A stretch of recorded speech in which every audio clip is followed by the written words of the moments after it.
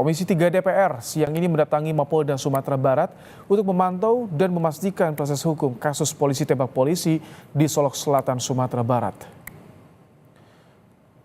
Kedatangan rombongan Komisi 3 DPR untuk memantau langsung kasus penembakan yang dilakukan Kabak Ops Polres Solok Selatan AKP Dadang Iskandar terhadap rekannya sesama polisi Kompol Anumerta Rianto Ulil. Setibanya di Sumatera Barat, rombongan Komisi 3 langsung menuju Mapolda Sumbar untuk menggelar rapat dengan Kapolda Sumbar Irjen Suharyono.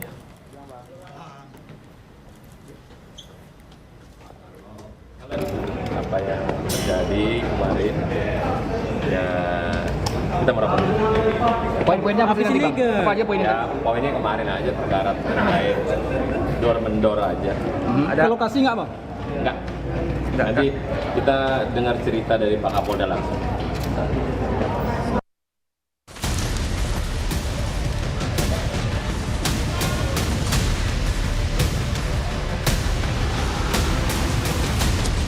Keluarga Kompol Anumerta Rianto Ulil Ansar menyatakan seluruh keluarga merasa sedih, marah, dan kecewa atas kehilangan Rianto Ulil.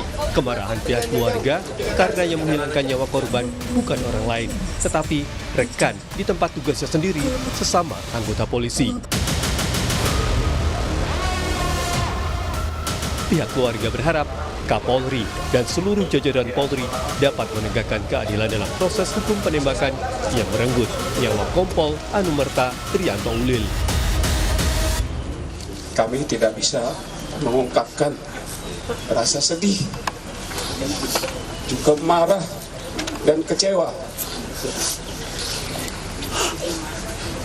Kami semua sedih karena kehilangan harapan kami. Saya yakin juga Polri kehilangan aset yang berharga. Negara ini kehilangan aset yang berharga. Kami sangat sedih.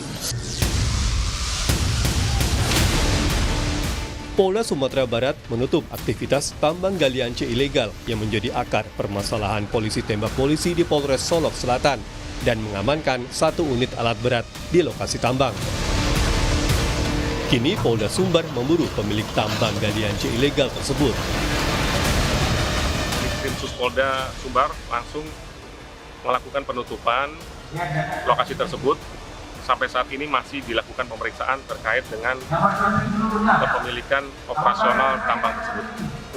Sampai saat ini masih didalami dan semoga dalam waktu dekat bisa segera terungkap.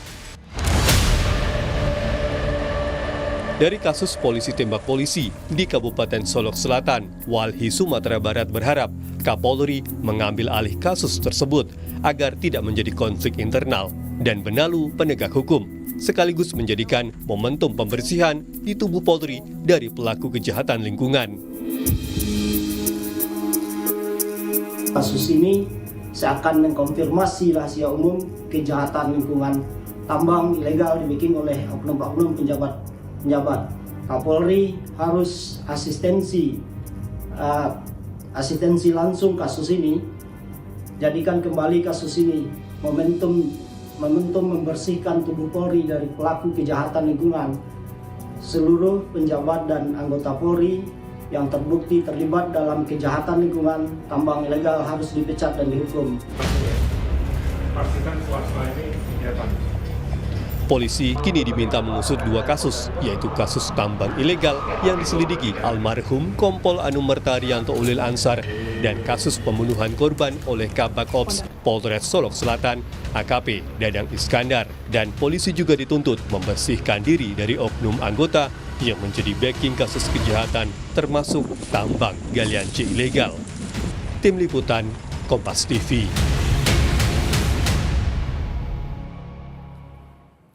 Seperti apa upaya institusi Polri melakukan reformasi dari kasus ini? Kita kupas bersama dengan Julius Ibrani, Ketua Perhimpunan Bantuan Hukum dan Hak Asasi Manusia PBHI. Selamat petang, Bang Julius. Selamat petang, Ibrahim. Baik. Terima kasih. Ini ada dugaan kasus polisi tembak polisi ini terkait dengan backing tambang ilegal. Bagaimana Anda melihat apakah ini bisa terungkap secara komprehensif sampai akar-akarnya?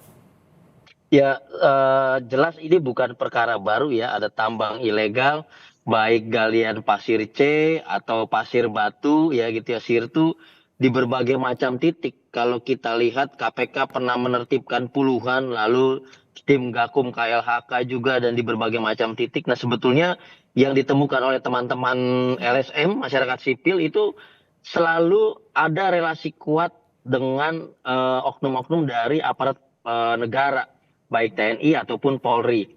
Gitu ya. Oleh karena itu selama ini tidak pernah diusut tuntas dan selalu bebas berwarawiri di hadapan warga padahal itu adalah praktik yang ilegal. Nah, menurut kami sampai sejauh ini belum pernah ada presiden mengungkap backingan tambang-tambang ilegal seperti ini yang mengena pada oknum-oknum aparat negara, baik dari TNI, Polri atau jangan-jangan dari KLHK. Nah, oleh karenanya tidak pernah terusut tuntaslah kasus-kasus seperti ini. Yang kita tahu juga bahkan dalam beberapa tahun politik belakangan ini juga dananya hingga mengalir untuk kepentingan politik uang pada saat pemilu gitu. Tapi kalau untuk di kasus ini ketika ada atensi langsung dari Kapolri, dari Komisi 3 DPR, apakah ini bukan jaminan kasus ini bisa terungkap siapa sebetulnya backing di balik dugaan tambang ilegal ini? Nah, sebetulnya tanpa perlu ada pengawasan dari Pak Kapolri, tanpa perlu ada tekanan dari DPR RI, ini sudah lebih bahkan ya, cukup dari satu nyawa perwira yang bernama Ulil itu terkandung undang-undang Polri yang hidup gitu ya. Dan sekarang undang-undang Polri yang ada di AKP Ulil telah meninggal dunia dan oleh karenanya harus dibangkitkan kembali dengan cara apa? Dengan cara mengusut tuntas siapa yang bermain tambang di situ, siapa operatornya, siapa backingnya. Dan kami yakin betul ya dengan pola-pola seperti ini ada tindakan yang begitu vulgar, tindakan yang begitu brutal, berarti ada komando dari pihak-pihak yang lebih kuat dan yang lebih tinggi posisinya sehingga dilakukan tindakan yang betul-betul tidak manusiawi seperti ini. Jadi perlu untuk ditindaklanjuti karena jika tidak, kita bisa menganggap marwah institusi Polri di situ telah meninggal bersama dengan Ulil dan undang-undang Polri juga telah meninggal di situ juga bersama dengan seorang martir yang bernama Ulil itu. Gitu kira-kira, Ibrahim. Harus seperti apa nanti pengungkapannya agar ini bisa mengungkap siapa di balik semua yang terjadi ini? Apakah saat ini proses yang tengah berjalan menurut Anda sudah on the track mengarah ke sana? Menurut saya tidak. Karena sebetulnya dalam pengalaman kami ya, kita pernah mendampingi masyarakat-masyarakat yang terdampak buruk akibat galian-galian pasir C ilegal ini. Kami dapat dengan mudah kok mengidentifikasi siapa orangnya, siapa mandor lapangannya, siapa operator lapangannya, siapa aparat backing yang di belakang itu dengan mudah. Tetapi dalam beberapa hari perkembangan terakhir, ada pernyataan-pernyataan publik yang dikeluarkan oleh Polda Sumbar gitu ya, itu masih mengatakan oh belum tahu, masih diperiksa dan segala macam. Ini bukan sebuah keterlambatan ya atau kelambatan dalam hal investigasi, tapi kami menduga di sini akan ada kompromi untuk menutupi masalah-masalah seperti ini gitu. Dan tentunya kalau caranya seperti itu maka akan ada martir-martir AKP Ulil yang lain yang akan kita korbankan demi galian ilegal kayak gini. Jadi belum on the track, masih jauh daripada target untuk mengungkap backingan. Dan yang paling penting lagi, kita punya dosa besar satu institusi Polri, satu Indonesia ini terhadap AKP Ulil yang sudah menjadi martir gitu, Ibrahim. Ini ketika Kompolnas sampai turun langsung, Komisi 3 turun langsung, Kapolri udah ada tegas. Tidak akan transparan pengungkapan kasus ini. Apakah masih akan ada yang ditutup-tutupi menurut Anda? Mari kita perhatikan Ibrahim, turunnya para pihak ini apakah turun untuk menggali fakta di lapangan bersama-sama ya, membentuk tim khusus, atau turun hanya menyatakan sikap dan menekankan target-target tertentu saja.